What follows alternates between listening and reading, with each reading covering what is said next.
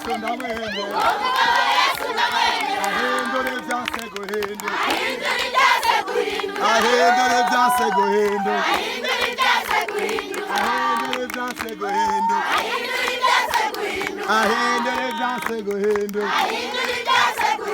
ahindura ibyase guhinduka amen umunezero ni mwinshi uno munsi dukomere Imana amashyi twabyemera amen ari indirimbo sizwa muyize Yesu uramwumva aha urayumva nuko nyine nkuko bitaba ngo ndamwumva Yesu uramwumva Yesu uramwumva Yesu uramwumva Yesu uramwumva Yesu uramwumva Yesu uramwumva Yesu uramwumva Yesu uramwumva Yesu uramwumva Yesu uramwumva Yesu uramwumva Yesu uramwumva Yesu uramwumva nawe uramwumva Yesu uramwumva Yesu uramwumva amen amashyi menshi cyane ku Mana reka twicare dusangire ijambo biraryoshe amen nimubona ko atabuhombe buri muri iyi saha yacu isaha imwe n'Imana mu ndwi kuwa gatatu nzinduka gutya tuzohezagirwa cyane amen amen narababwiye yuko tuzi bwa mbere twaje ni umuhungu muravyibuka nabwiye yuko ushobora gufata urugendo bw'ica kure na kimaramo nk'indwi zibiri cyangwa zitatu ariko kino gikorwa nikizofata urugendo muzonyemerera uwo zora ndungika hano mu mwakire yego amashyi menshi rero ku Mana sinzoteba nzobangiye mu gihugu cya kure gato ariko nzoca ngaruka kandi nizera ko zobazanira amabombo n'amashokora Nabiko turabavukanye dukundana je turabizi twese amen kandi abakunda abavukana basangira duke baba bahezagiye ko mu kino gitondo nibi ari shengero ariko ari umwanya mwiza wo kurondera mu nyonga ahura kujya nawe n'umuhungu wanje mu bitaho urevuze umuhungu wanje nabana bandera mu isi y'impundu yana n'umuhungu wanje amashimeshi kubwiye abantu ngagara yari yaherekeje madamu we kugira ngo agende mu Rumonge cyane ngo hariya hepfo ufise igikorwa ntusubire hariya udacenga amen bino aba mukamenge hariya arambagije ngo daddy ejo uzogenda kwigisha mukamenge arambwira yego zoja kwigisha yaba mu gitondo ari ngaha baratahuye yuko kurondera Imana ari cyo cyambere kandi cihutirwa nabigishije ko mu kurondera Imana niyo kushikanye muri buno buzima ndimo rero munyemerere dusangire ijambo ry'Imana amen amen turabe mu gitabo ca Yohana igice cya mbere umurongo wa 12 murazi neza yuko intego yacu cyangwa objectif cyangwa igituma dukoranira ngaha nuko Imana yashize mu mutima kubazanira ubutumwa bwiza bw'ivyizigiro Imana yarangiriye ubuntu sanzwe ndo gushengera abantu benshi ariko yarangiriye ubuntu ko amandondera ahantu hashasha batari ko bararonga ijambo nabo nyine ndabaha ijambo mwebwe marabaye akaryo gakomeye kuri jewe mwebwe muri umugisha wanje mwebwe muri umugisha wanje kuko Imana ubu iri kwirandaba ikimenya ko nakundi buraya gusa ikimenya ko nakundi ibihugu byo hanze gusa kuko biramamagara kwigisha yo navyo nyene ariko ikabona yuko igikuru nkundayo kandi iyi programme ndayubaha cyane iyi programme dukorana namwe ndayubaha cyane kuko kuri jewe ni Imana yabigomvye arabizi ko tugeza hano banungika bihugu byanze kuja kwigisha ariko sivyo bintu bindagishinga igikuru ni jambo ry'Imana nshikaniye abantu baye mwebwe rero muri abadasanzwe mu nyonga zuhoraho narababwiye yuko tugomba kubananya tuganira kugeza aho tuzobona abana banyu babaye abakomeye mu gihugu no hanze y'igihugu aba bana bariko bariga ni bariko barigira ubusa tuzobaherekezesha amasengesho utuduka Imana iduhaye nitwemere ko umwana yagogwa hama tuzobona muri kazoza nta muntu numwe yavukanye impuzu nta muntu numwe yavukanye imodoka nta muntu numwe yavutse vyuzuye ariko umuntu wese yavutse atacazanye kwisi hama muri iyi si Simana yaremye amagogwa aturuse kwa shetani sekibi nubu aracarondera abo adidimiza mu magogwa n'amarusho ariko turi ngaha tuzomwomora shetani mu izina rya Yesu Kristo yakazu Yohana rimwe rero umurongo wa 12 niyo ngomba kudusangira amandizera ko Imana iza kubiyereka kandi iganza c'Imana kiza kudukorera twese jewe namwe twaje kurondera Imana kuko twese turakeneye kubona nde Imana. Amen.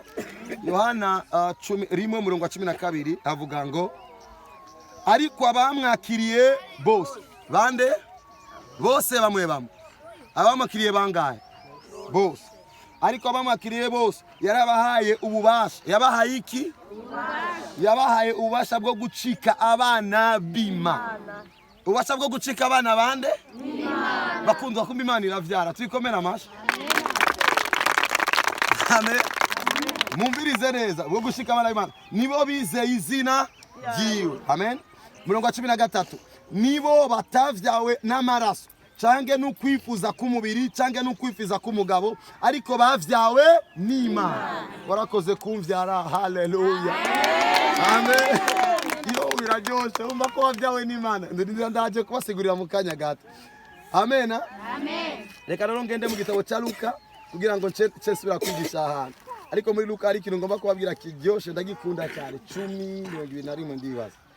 Turagukunda Yesu, umukunzi mwiza. Amen. Amen. Aya karibu kakadudubiza ndaza kubandanya. Abwikuzo Mana ya Aburahamu, kubw'imirimo myiza wakoze, wanyeretse kera y'ukunda, none uyu musura ninyeretse imigambi yawe si nk'iy'abantu, imbaraga zawe si nk'izabo, ibidashobokera abana b'abantu, imbere yawe birashoboka.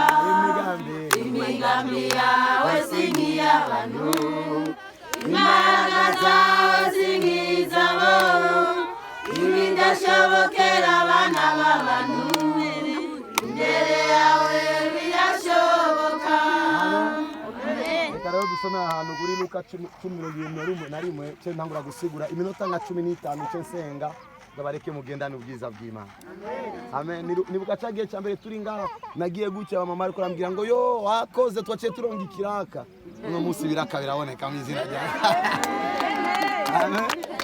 Havuga ngo uwo mwanya anezererwa cyane muri mpwemu yera. Uwo ni Yesu aravuga ati ndaguhimbaza data mwami w'ijuru n'isi. Mwami w'iki? W'ijuru n'isi. Sigira ngo iyo Mana yitwa data niwe mwami w'ijuru na hehe n'isi. Turaryohewe. Papa wacu rero niwe mwami w'ijuru n'isi. Si umwami w'Uburundi gusa, si umwami wa Amerika gusa, si umwami w'Ubufaransa, ariko ni umwami w'ijuru n'isi. Tuvuze isi, tuvuze Uburundi, tuvuze Tanzania, tuvuze Ubufaransa, ariko iyo Mana ni umwami wa hose. Amen. Iyo Mana rero niwe muvyeyi wacu, tugomba kwigukura muvyeyi wacu. Yesu avuga ngo data mwami w'ijuru n'isi, kuko ivyo wabihishije abanyabwenge n'abahanga ukabishurira inzoya. Inzoya n'abana taco tuzi.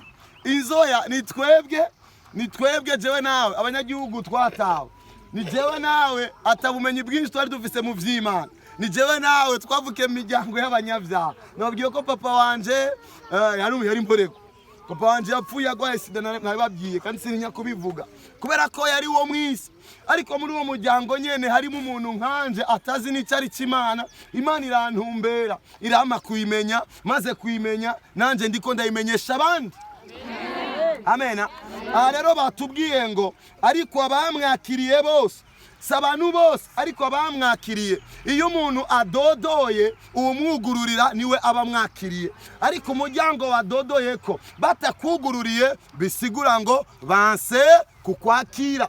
Aha rero ijambo ry'Imana riraje rivuga ngo mu isi hari abantu benshi kandi Imana yaratanze umwana wayo, ariko bamwe muri bo baremeye kumwakira.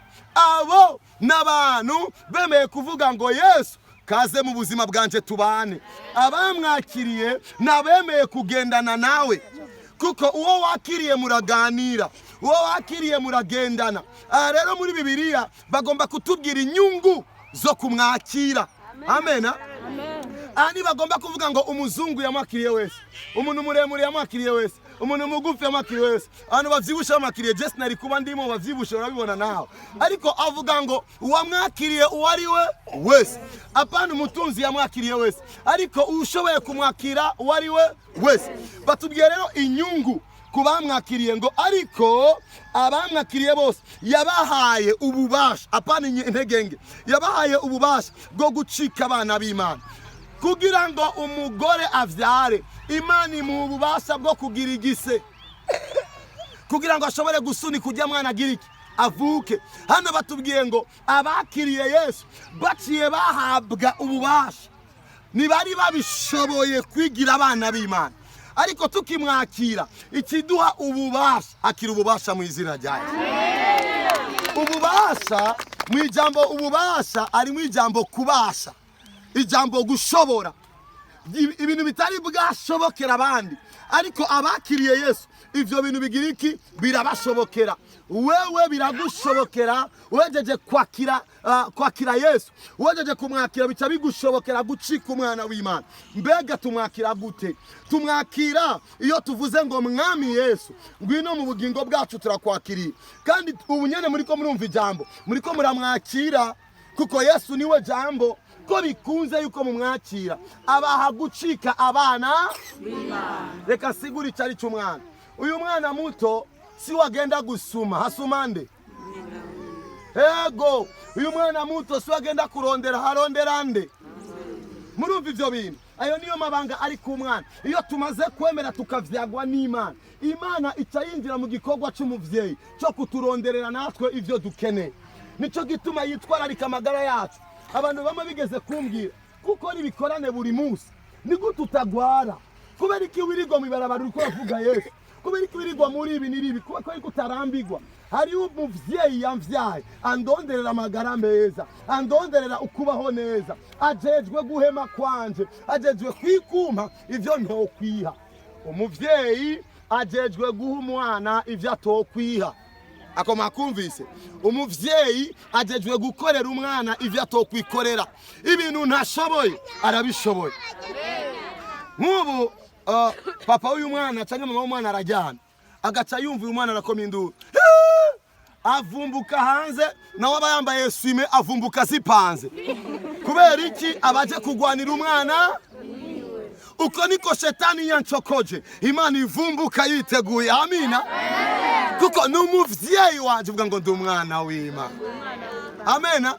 Bibiliya iranyemeje yuko umuntu ashoboye kuvyagwa n'Imana. Ariko rero uwavutse asabwa kuregwa, kuko umwana avutse akanka kuregwa acaba nk'igikoko. Nimba rero Imana ishoboye kukuvyara, wemere kandi Imana ikurere. Kuko ari abantu bemeye kuvyagwa n'Imana bakaregwa na Shetani. Ari abantu bemeye kuvyagwa n'Imana bakaregwa n'akabare. Ari abantu bemeye kuvyagwa n'Imana bakaregwa n'abafumu bakidoga. Jewe ndi umwana w'Imana ariko nibigenda neza. Oya, umuvyeyi yamayitwara ari ku mwana mwumvira. Akanako makumvise. Umuvyeyi twara ari ku mwana agira iki? Mabavyeyi muri ngaha, umwana akuyoboka cyane niwo mwana wibuka kuzanira agashimwe. Mwabana muri ngaha nimagomba kugivya abavyeyi banyu mwumvire. Amena. Amena. Iyo umwana wawe yatorotse ku ishuri ashitse numukubita inkoni, natwe nimba turi abana b'Imana rimwe na rimwe aradushira ku inkoni. Aha, niryo banga ryo kuba umwana. Kuba umwana birimo inyungu, ariko birimo no gukosogwa. Ariko umwana w'umunyabwenge ashoboye kubaho adakubitwa, ariko umwana w'ikigaba baramuhushura. Nico gituma rero mu bantu bizera Imana ari abantu babayeho nk'abakubiswa, ariko ari abandi babayeho nk'abana sha bibereye mu rugo amahoro. Ndasavye ngo umwana yibereye mu rugo amahoro. Abamwakiriye bose yarabahinduye kuba abana, nibo bizeye izina ryiwe. Ikindi gituma ducika abana b'Imana, turizera izina ryande. Iyo twizeye izina rya Yesu, reka nababwira icari cyo kwizera. Kwizera nuko uricaye urahana uri kuriyumvira, mbega bizogenda gute? Ukiyumvira umuyomba wawe, uramuyumviriye, uribuka yuko igihe wagiye kumudodorera yakwirukanye. Uriyumviriye iyindi nshuti yo hafi, nigeze kujya kumusaba ubufu aranyirukana. Uriyumviriye kandi senge, senge araroga. Uriyumviriye kandi nyogokuru arakaze. Uriyumviriye kandi umubanya abayeho nabi n'abantu bose. Uyo muntu ntiyagize izina na rimwe yizera, ariko batubwiye ngo uwizeye izina jiwe n'umuntu yagize ivyumviro agaca avuga ngo ko Yesu ariho n'amahoro. Amena. Ko Yesu ariho niki n'amahoro. Narinjiye muri kino gitondo kubabwira amajambo magufi. Icambere, mwemere mu muhekaze acike umuvyeyi muri mwebwe. Uwo wakiriye muraganira. Amen. Uwo wakiriye mugira iki? Mwijoro uravyuka ukamuganiriza, mukunzi Yesu narakwakiriye, ndabizi kuba ngaha, ndakwihaye unzigame. Niko kumwakira. Mu gitondo uravyuka, Yesu ndabizi ko nta kicibana jeje nyene ni wowe tubana. Iyo umugabo akoza amanyanga ntumurega handi, ucumurega kuri hafi. Yesu urabona wa mugabo asigaye ari komando wankubita inkumu zo kwizuru. Ucubibwira nde? Yesu, kuko wizeye izina ryiwe. Amen, amen. Iyo umuntu akugiriye nabi ucuvuga ngo ndafise uwo nakiriye. Yesu ujya mu mama nari nkeneye amahoro ariko urabona ko mbangamiye. Yesu mfasha. Iyo ugwaye ingwara uyirega kwande? Kwa Yesu. Yesu rega nakiriye wewe kandi urakiza ingwara. Ndabira mutama. Amen. Ico nico gisigura kumwakira. Umaze kumwakira, igihe abana bawe bagiye kwishure uvyuka uvuga ngo Yesu, abana bagiye kwishure ndagomba yuko bagenda amahoro, ubazigame, barungikira abamarayika bawe. Yesu acagira iki? Acabikora kubera ko waramwakiriye ukongera ukizera izina ryiwe. Iyo magurutse fasha imodoka jewe ndavuga mana ngiye gufata inzira ya ruguru mu mabarabara yakoze abana b'abantu, mu modoka yakoze umwana w'umuntu, ndakwinginze ujane nanje uzogarukane nanje, twama tugenda amahoro tukagaruka yandi. Iyo nje nga ndavuga mana ngiye muri bwa bwoko bwawe, ngiye kugabura ijambo ryawe, ndasavye ngo ujane nanje. Noneho twazananye, murabona umunezero dufise muri kino kibanza n'ukuntu twamutambiye. Kumwakira bigutuma utibana. Bwira mugenzi wawe kumwakira bigutuma utibana. Amena. Kandi igihe bose baguhevye we ntashobora kuguheba. Mubwire ngo we ntashobora kuguheba. Kandi Imana nsenga twavuze ngo yitwa nihemuka. Yitwa nihemuka. Niwumva ko dufise inyungu yo kwakira utari umuhemu hako tugendana n'abahemu. Nindegeze kubona Imana ihemuka. Imana yo guhemukira mu ijoro wowe vyukuhemera mu matwi. Imana iguhemukiye mu ijoro wohemera mu maso bakabura impwemu ziko ziracanga.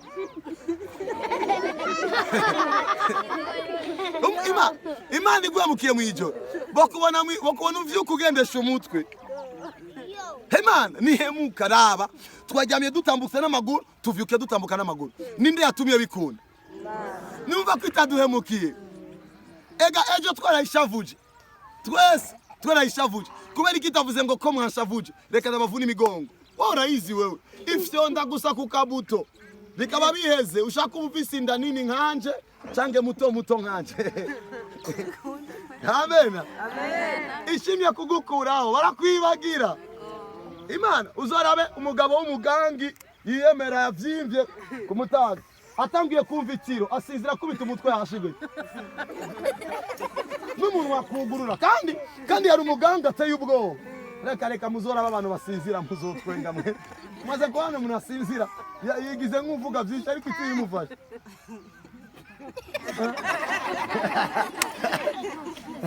Murabitahura ibyo bintu. Iyo ni Imana rero ishobora kumufyondera ngaho nyene akabandaniririzako. Twikomera amashimwe. Amen. Ako kantu mwakumvise? N'umwana w'umugarariji gese ngenda wa mwana itonde. Ngera rero ariko ararindira ubugari yicaye ku ntebe agatiro kamufata.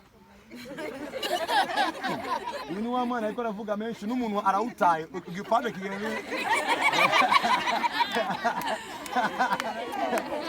Imana ni Imana nuko. Imana yacu nihemuka.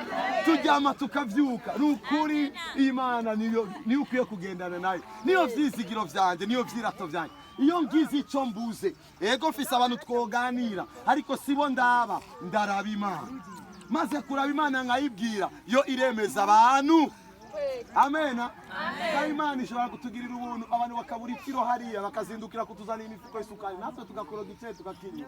Navugize neza kuza mu izina rya Yesu Kristo yakuye akazuba. Amen. Amen. Ndazi ko Imana izodutangaza. Nga Imana izodutangaza. Matwisengere gusa. Twa tugume turabayo. Apana kuraba jewe nanje sindabe mwebwe. Turabende Imana. Narabonye Imana. Je narababwiye yuko nakuze n'umwana w'imfura. Nakuze nk'amayibobo. Nakuze abavyeyi barapfuye imiryango iraduta. Nibuka ko hanu nabajewe kugira ngo mfungure cyari kibazo. Bahengera ngiye bagaca bafungura byose ndagaruka ngasanga n'amasani bayoge. Abo n'abantu baremerewe guhemuka. Ariko Imana inkura hiyo ingira ugaburira abandi. Iyo Mana ndayizi ndiko ndababwira ubuzima nzi. Jewe narababwiye ko nararigata isukari kugira ngo njyame kubera inzara y'imisi 3. Ariko iyo Mana no munsi murabibona. Iyo Mana niyo ndiko ndababwira ndabasukemo ivyo vyizigiro. Zisuke mu bana banyu. Nimugume mubabona yuko atacyo bazovamwo. Nimwe mwibaza ngo naco muzovamwo. Imana ishobora kugukura mu vyondo ikakwicarika n'abakomeye. Amen. Ariko nkunda kumviriza umukuru w'igihugu ariko aravuga akavuga ngo jewe kera naco nari mfise. Igihe ari mu bubanza avuga ngo jewe ngaha muri amashamba narahajyamye nambara ipantaro imwe n'ishati imwe ariko ubu costume afise. Nagutumiye. Amen. Birumvika ariko ndiko ndavuga. Ni Imana nimba dufise ibicapo nk'ivyo twebwe aho yadukuye ivyo bibaye kwisigira. Ndeka gucika intege mama. Ibitarakunda no munsi bizokunda ejo. Amen. Ivyo udafise no munsi uzobironka ejo. Ariko tumbereza amaso kuri iyo Mana. Ngomba ariko mugira ivyizigiro kuko ibintu bitangura kubakigwa indani mu mutima. Umaze reka ndakwereke umuntu yacitse intege agira guke. Sivyo? None umuntu agira guke ashobora kandi kurondera. Ariko umuntu afise intege amaboko aguma ari kugikogo. No bitarakunda biraza gukunda. Naho narosikira kuno munsi nzokironka ejo. Kandi naho ntokironga nga nari yabazokubaka. Umunsi wanje uzoshika. Mwizina ya Yesu. Umaze kugira ivyo vyizigiro nuzotinya. Uzovuga ngo naho nafise uno munsi umwana wanje ariko aragenda ku ishure. Azoba député, azoba ministre, azoba umugore mukuru w'igihugu igihe kizoza. Ivyo bigaca bigwa ivyizigiro ukumva yuko ejo ari heza. Ivyo rero bishobokera abamwakiriye bakundwa. Bantu bashobora kutubona nk'abasara guca muri bino bitondo. Ariko igihe kirizina Imana yacu izotwiyereka. Ari ahantu hajya ku isoko bantu. Ahantu ku isoko mu Gisyo nagenda kuvuga ubutumwa mu ibarabara. Haleluya! Ico gihe nari nkubititse ndibuka ko nava mu Kibenga nkajayo. Haleluya! Ginjira mu isoko abantu bagatwenga ngo uyu musore Mana umwijuru yafashwe n'iki. Bakantwenga ngo umusore afisiye ngorane. Kubera ko nari umuririmbyi w'indirimbo zisikera bari bazi. Bavuga ngo ye usi wasuguje karasaze nanje nari saze muri Yesu we. Haleluya! Nkavuga. Ubu buri munsi iyo turenganya ahantu ndi kumwe na madame ndambwira madame hano hantu duciye n'imodoka narahagaze n'amaguru bantwenga ariko abantwenze baracari nga ubu n'ubwa kabiri duciye n'indi modoka ya kabiri nshasha. Hari Imana mu ijuru ishoboye kugutangaza igatangaza n'abakwegereye bose. Imana ishoboye gutumbereza umuntu akakubera umugisha mu rugezo ruri hejuru ariko iyo wizigiyeyo. Amen. Abezegeye Uhoraho ni nk'umusozi Siyoni tazigero nyeganyezwa na rimwe. Abezegeye Uhoraho ni nk'umusozi Siyoni tazigero nyeganyezwa na rimwe. Amen. Icyo ngomba nuko ivyizigiro vyanyu vyose bija ku Mana. Amen. Amen. Ijambo twasomeye tubwiye ngo ndagushimiye data kuko ivyo wabihishuriye inzoya. Mu gitabo muri Bibiliya y'Icyongereza nkoresha bavuga ngo izo nzoya bagomba kuvuga n'abantu atamashire bafise n'abantu atabumenyi bafise n'abantu bo kwibagirwa. Ariko Imana mu ijuru irajwe ishinga no kutugirira neza. Gira mugenzi wawe Imana irajwe ishinga no kukugirira neza. Mubwire ngo naho shetani aguhiga wizigira Imana gusa ejo ni heza. Amashimeshi cyane kuri yo Mana. Umviriza rero bavuga ngo abo nibo batavyawe n'ukwifuza k'umugabo ariko baravyawe n'Imana. Turavyawe nande? N'Imana. Ariko kugira ngo tuvyagwe n'Imana nibidusaba yuko igirigise bidusaba kuyakira no kuyizera. Ivyigise yarabikwefye yanze kugira ibise vyinshi. Ariko yagomvye yuko tuyakira tukayizera tukaja ducika abandi abana biwe. Nababajije umwana w'umukuru w'igihugu yoburara. Ego? Aha. Ndakoze cya kabiri. Umwana wa nyakubahwa mukuru w'igihugu arenganye mu ibarabara Urafa kubahuka ukubita ikofi ugomba yuko bagukorerako. Birumvikana ivyo mvuze? Nawe ni wamara kumenya nguru umwana w'Imana, daimoni nizishobora kukubahuka zigomba kugorora zikavuga ngo papa wiwe arakaze tumubise. Amen. Amen. Abadaimoni bazoturuka mu Tanganyika tugende dufata abanyagihugu bariko baraza bakuravye gutya. Uyu n'umwana wande? Uyu n'umwana wande? Kuko Imana mu gukomora amakozi irateye ubwoba. Igeze gukomora ikonzi umugabo umwe mu gitabo hari ahantu avuga ngo Kora na bene Kora ngo isi iruguruka irabamira. Iyo ni konzi y'Imana. Iyo ikubise ikonzi umuntu ntaguma ahagaze ku isi. Ikubita ikonzi nk'inyundo ikubise umusumari ukacunyikira mu mbaho. Akanu makumbi. Abagabo bose baranyikiye mu isi ndavuga ni konzi y'Uhoraho. Niko umuntu akacanyika. Shetani niyaza kukugerageza azogi konzi yisange ikuzimu mu izina rya Yesu. Ninacho gituma bikuzimu zijya ni konzi z'Uhoraho. Buri munsi ahagurukira abera Imana ikamukorera ko. Amen. Ndaheza giye ubuzima bwanyu. Ndaheza giye ukubaho kwanyu. Ndaheza giye uno munsi wanyu. Ndatuye ko ivyiza biza kuba bakwari byinshi cyane. Ndatuye yuko uburozi bwose bubavuye ko mu izina rya Yesu. Ndatuye yuko mwakiriye umugisha mu vyumviro byanyu mu izina rya Yesu. Ndatuye yuko ivyo muri ko murarondera kubw'abana banyu Imana yaza kubacira inzira. Ndatuye yuko imigisha y'uburyo bwose Imana yibahaye mu izina rya Yesu. Ndatuye amahoro mu buzima bwanyu. Ndatuye umubano mwiza mu bo mubana nabo. Ndatuye impwemu yo kurondera Imana mu buzima bwanyu. Vuga ya majambo vuga ngo ego mwami. Ndakwakiriye. Ngwino tubane. Ngwino tugendane. Mwami Yesu. Aho ndi. Ngomba yukubana nanje. Ivyo mbamwo. Ngomba kubana nanje. Jewe nabanje. Turagukeneye. Mwami Yesu. Numvise ijambo ryawe. Ndanezerewe kuba ndi umwana wawe. Intambara zanje si zanje ni zawe. Abangwanya barakugwanya. Amen. Nakoze rero urabisika tugomba kumarisa imwe kugira ngo mugende ku bindi bikorwa. Twahezagiwe uno munsi nanezerewe cyane kuko nabonye mwazindutse mwenyene. Kuwa gatatu zoba nkiri mu Burundi ndavyibaza ariko nababwiye yuko naho nova anganga agenda hanze zora ndungika abakozi Imana ngabo mwishenge. Mwemere mubitabe nkuko munyitaba kuko sije murondera nde? Yes. Kandi uwo nzorungika nga bafise ivyizigiro bikwiye ko azobagaburira ijambo ry'Imana ryuzuye. Amen. Amen. Ikindi imitima yacu ibandanye irondera gukora ivyo umuvyeyi wacu akunda. Kuko umwana akora ivyo umuvyeyi akunda niwe mwana akundwa. Gira mugenzi wawe umwana akora ivyo umuvyeyi akunda niwe mwana akundwa. Aha. Kandi umwana akundwa niwe bagurira impuzu yo kuri Noeli. Amen. Reka rero Imana dukunde kugira ngo ibindi bigende neza. Turashobora guhaguruka kugira ngo dusenge turangize gikorane cyacu cy'ubwiza. Amen. Amen. Ego. Yeremia 29:11 ndazi migambi ndabafiseko. Amen. Ego. Ego. Ego. Ego. Kugira ngo mbaye ibyizigiro byo mu iherezo ryanyu kandi muzonyambaza muzoza mu nsenge nanjye nzobumva muzondondera kandi muzombona nimwandondeza umutima wanyu wose. Amen. Amen. Amen. Amen. Dushishikare kurondera Imana tuyirondeze imitima yacu yose kuko tuzoyirondera niko tuzoyibona. Yesu abahezagira ijambo. Amashimeshi cyane agiye kuvuga. Ibi natubwiye birakomeye cyane. Ndazi ivyumviro ndabiyumvirako. Ni ivyumviro inda atwiyumvirako. Imana itwiyumvirako gadahumeka. Ivyumviro ndabiyumvirako. Ni ivyumviro vyiki? By'amahoro. Amahoro niyo mwakiriye mu izina rya Yesu. Amen. Icya kabiri ngo nitwa murondeze umutima azotwiyereka. Amen.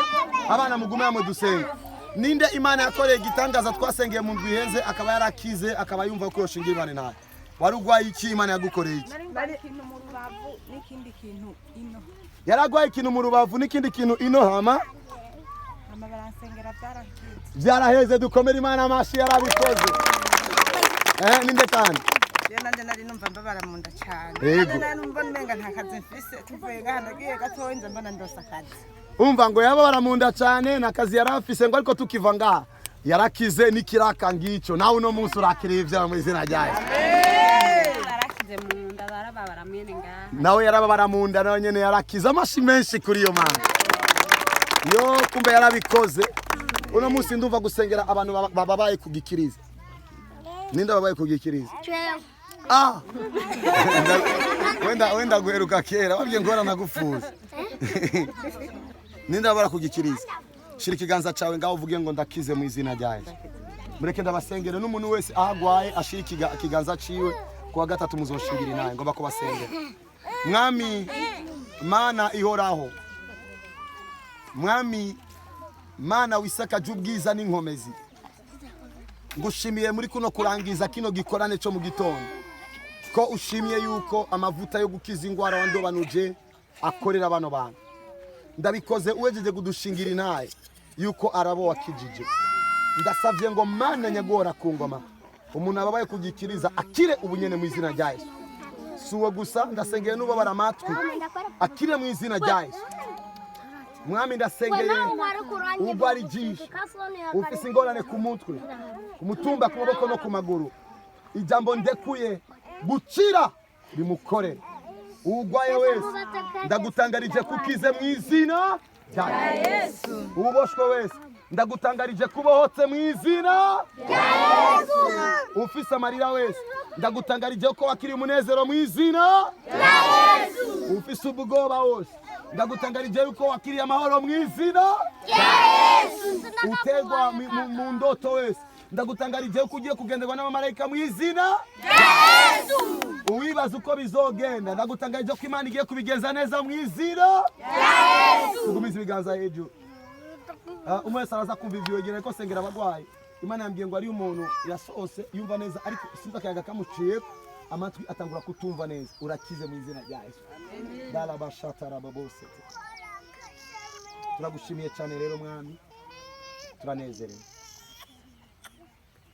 twemerere kandi wemere kino gicana turizera yuko amasengesho twasenga ngaba bataraza abandanya bakorera turazi ugiye gukora ibyiza kuri bo ino ndwi uzobagaburira bihagije uzobaha ivyo bakeneye n'ivy'abana babo ubikore nk'Imana kugira ngo ushigikire kino gikorwa cyawe kuri bo ndanezerero kuba bitaba umurimo wawe uko bakwitavye bitaba umurimo wawe ndasavye ngo bitabe mu byo bariko baragusaba mu izina nashobora kugumbirana ubwire mugenzi wawe ngo hezagirwa mugumbirane amen Mari baheza gicha bye mari baheza